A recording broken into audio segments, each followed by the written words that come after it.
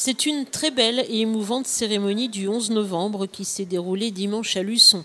Une cérémonie marquée par de nombreux temps forts, comme par exemple le rallumage de la flamme, la lecture des lettres de Poilu et l'énumération des 248 Luçonnais tombés pour la France, avec pour chaque homme une bougie déposée par un enfant. Les enfants ont d'ailleurs été au cœur de cette commémoration. Parmi eux, un arrière-arrière-petit-fils de Poilu qui a lu une des lettres de son aïeul. Mort au combat, son arrière-arrière-grand-père a laissé de nombreux courriers où il raconte son quotidien, un témoignage bouleversant.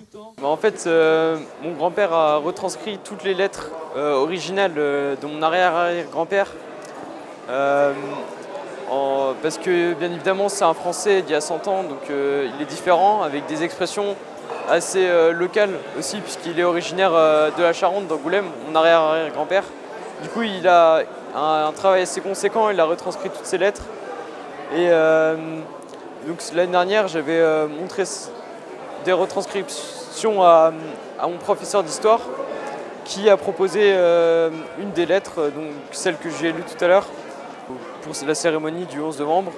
Et je me suis proposé pour la lecture, puisque je trouvais ça assez fort de lire le témoignage d'un de mes ancêtres qui est mort au front durant la Première Guerre mondiale. Et pour le jeune Antoine, ces lettres apportent un éclairage tout à fait différent à la Première Guerre mondiale. Je m'imagine, je me mets plus dans la peau de mon arrière-arrière-grand-père, parce qu'il y a un lien familial évident.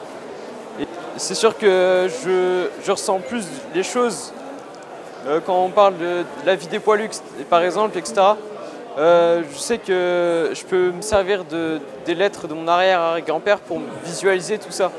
Comment ils vivaient dans les tranchées, la difficulté de leur vie et aussi la difficulté des combats. Dans certaines lettres, il a eu une semaine de repos, même pas. Au bout de 6 mois de combat, il disait qu'en 6 mois, il n'avait jamais entendu un calme, des moments de calme, tellement il y avait tout le temps ce bruit des obus qui tombent, des armes, etc.